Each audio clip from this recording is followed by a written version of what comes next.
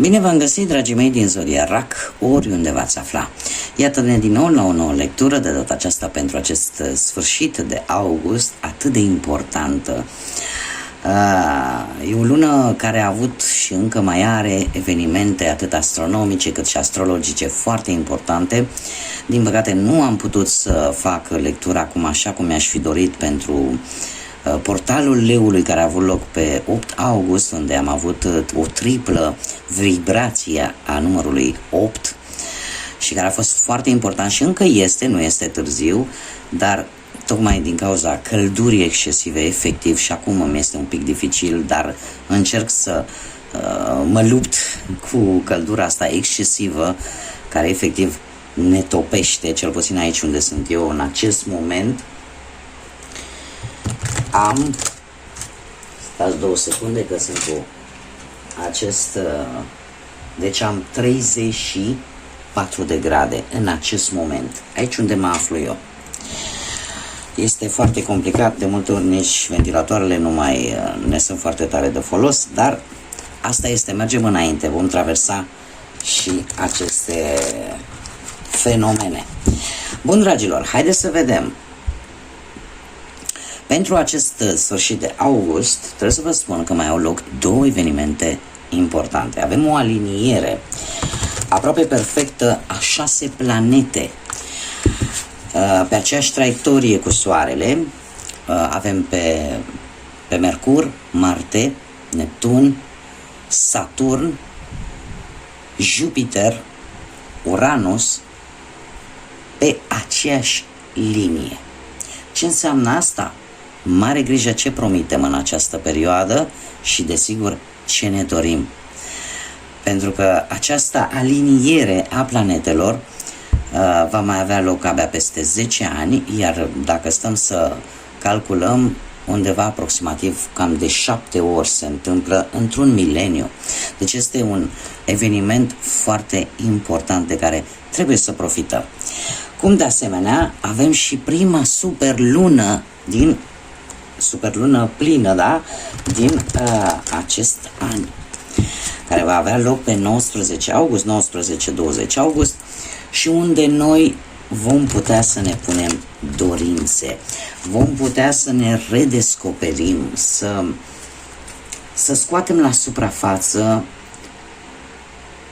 acel potențial pe care îl ținem ascuns de multe ori în interiorul nostru. Este o perioadă foarte, foarte propice de a ne vedea pe noi și a vedea de fapt viața noastră cu alți ochi, într-o manieră total diferită față de cum am făcut-o până în prezent. Un moment în care poate ar trebui să facem schimbările necesare, pe care ar fi trebuit să le facem deja de multă vreme, și în felul ăsta să ieșim din anumite blocaje. Așa că, dragilor, cu atâtea evenimente atât de importante, haideți să vedem ce ne spune și tarotul. Dacă aveți Soare, Lună, Venus sau Ascendentul în Zodia RAC, atunci desigur această lectură este de asemenea și pentru tine și nu uitați să dați like, să lăsați un comentariu, să vă abonați dacă nu ați făcut-o până acum și să vedem ce vine pentru voi, dragilor din RAC, pentru acest final de august.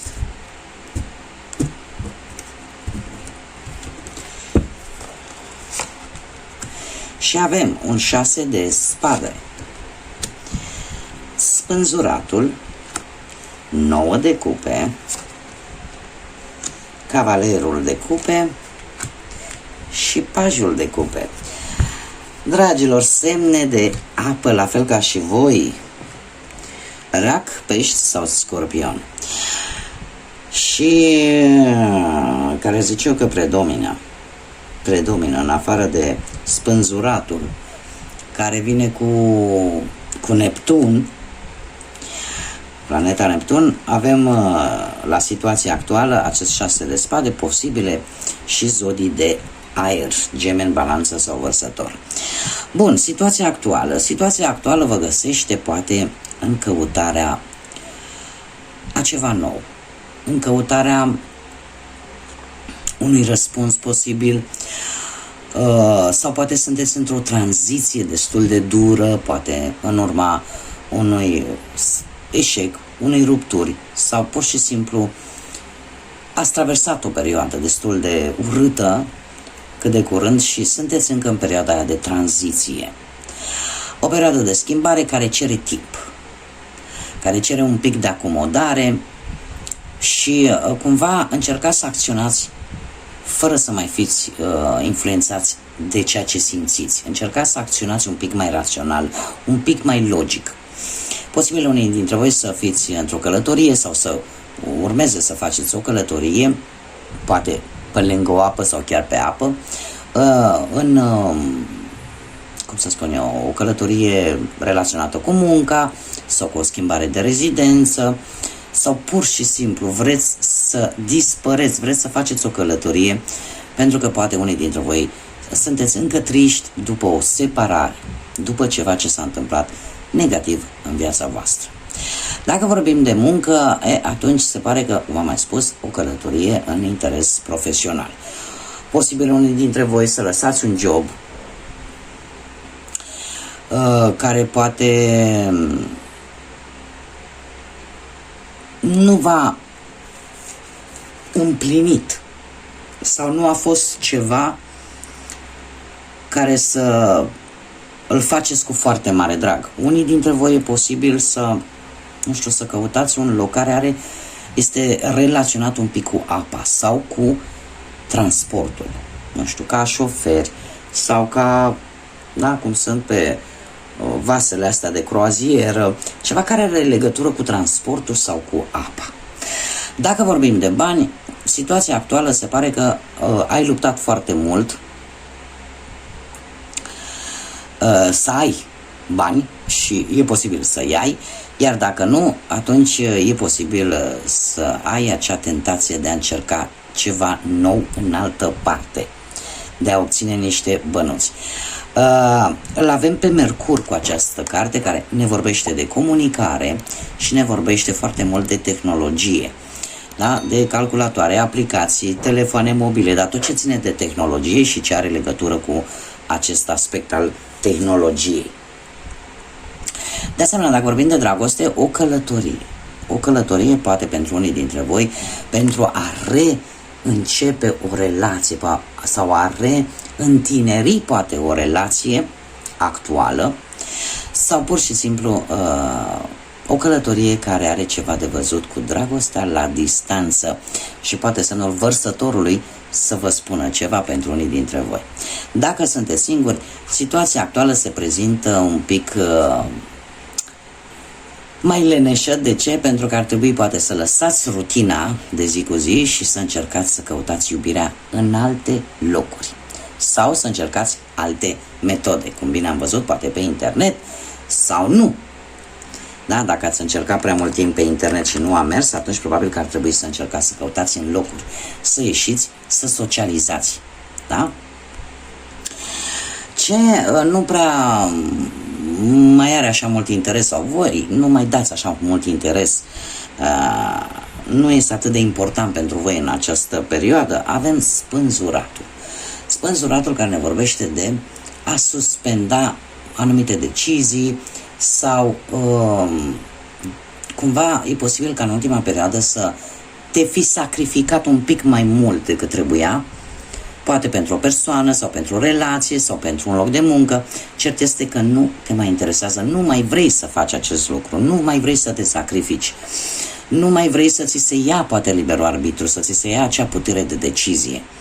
Da? Și cel puțin în această perioadă, acest blocaj, pentru că a fost un autoblocaj de multe ori impus de către tine. De ce? Pentru că poate n-ai vrut să dezamăgești sau poate n-ai vrut să creezi o situație conflictuală.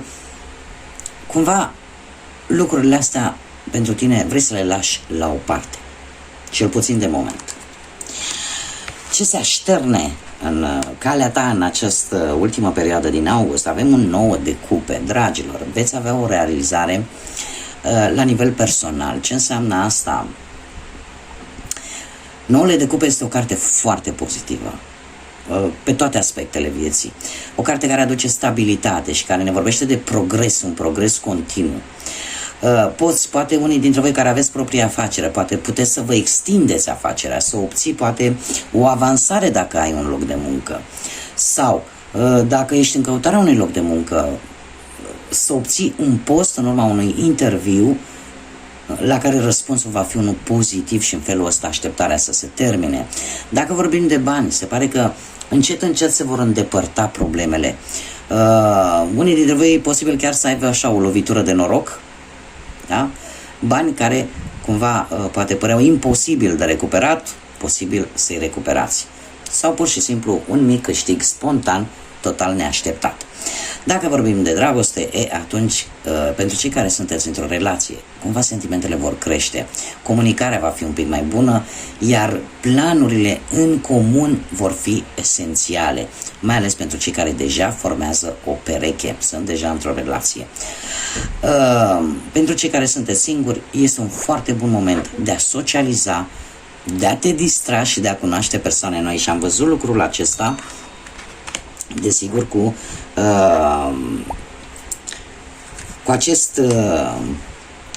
acest Mercur de la 6 de spade, da? În care schimbă, dacă ai încercat să cauți pe cineva prin intermediul internetului și nu a mers, schimbă maniera de căutare, încearcă să relaționezi cu persoanele la modul fizic.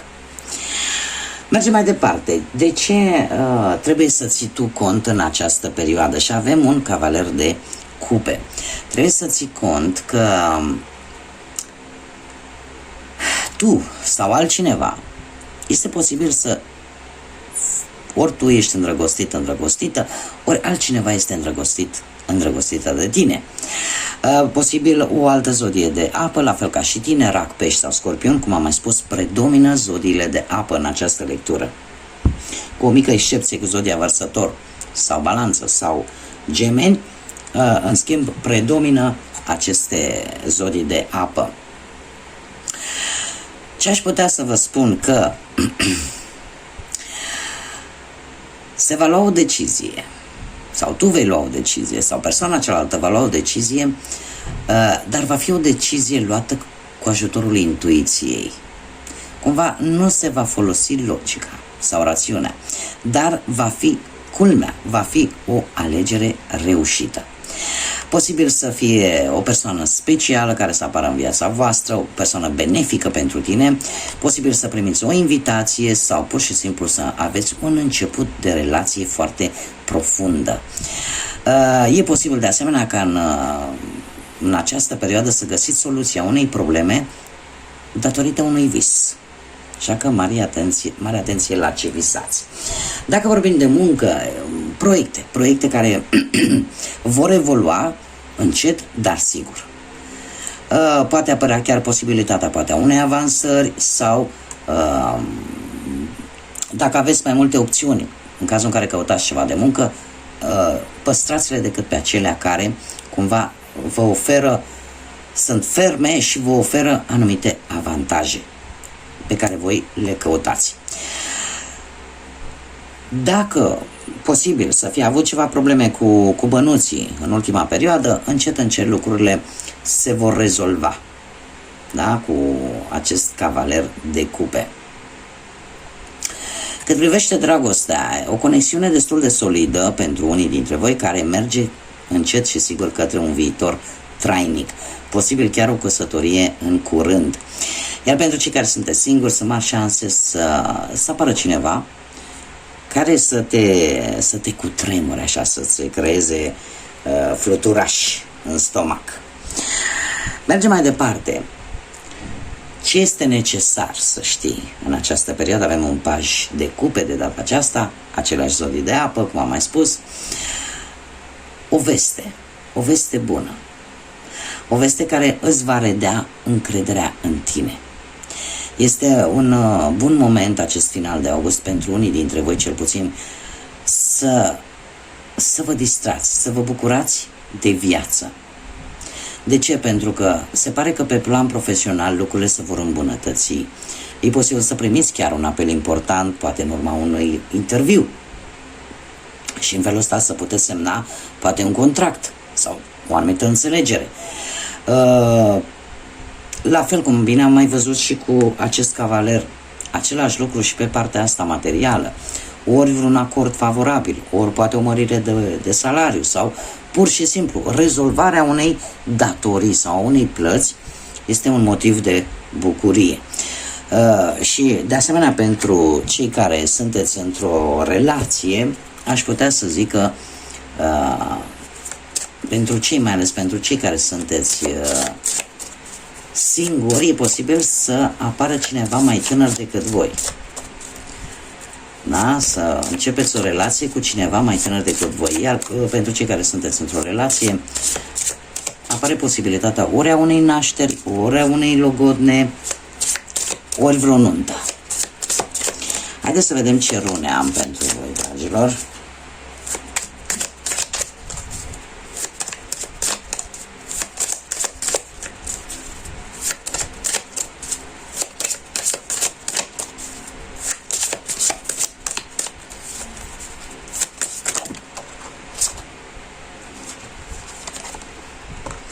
Și avem Algiz, Fehu și Eiwas.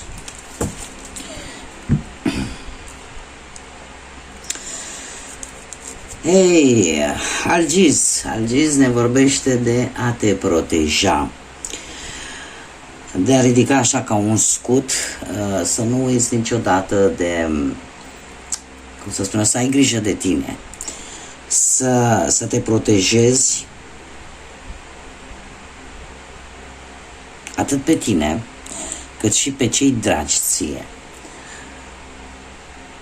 Asta ce înseamnă? Înseamnă să nu te lași lua de val și totuși să fii atent, să fii un pic în alertă, ca să zic așa, în această perioadă. E posibil ca cineva care poate nu mai există în acest plan terenal să încerce să te protejeze, să fie ca un scut, în așa fel încât nimic rău să nu ți se întâmple.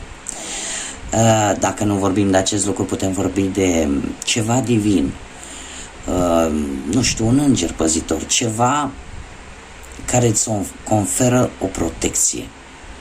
Da, e ca și cum ai avea spatele asigurat de către o energie mai presus de tine. Avem de asemenea runa Fehu, care ne vorbește de posesii, ne vorbește de noroc, ne vorbește de schimbări pozitive în viața ta, mai ales pe plan financiar. Și nu numai. Se pare că ceva îți dă putere, ceva divin îți dă putere să mergi înainte și îți aduce acel sprijin, acea ghidare atât de importantă ca tu să poți să obții ceea ce tu ți-ai propus sau să poți să obții, de fapt, de ceea ce tu ai cea mai mare nevoie. Cineva acolo sus te iubește mai pe scurt și mai pe simplu. Și avem ultima rună, o avem runa Eiwas, care ne vorbește de forță, de iluminare și de anduranță. Da? Nu, se pare că, așa cum am mai spus, ești ghidată de către ceva divin. Nu știu, e cineva care îți oferă ori o entitate puternică, ori pur și simplu există cineva care te protejează. Este mereu în spatele tău, îți oferă acel scut protector. Haideți să mai scoatem încă un mesaj, să vedem. Dă-i timp. Ce frumos, ce frumos. Orice vine în timpul său divin. Lasă gândurile să curgă. Haideți încă un mesaj pentru dragii mei din drag.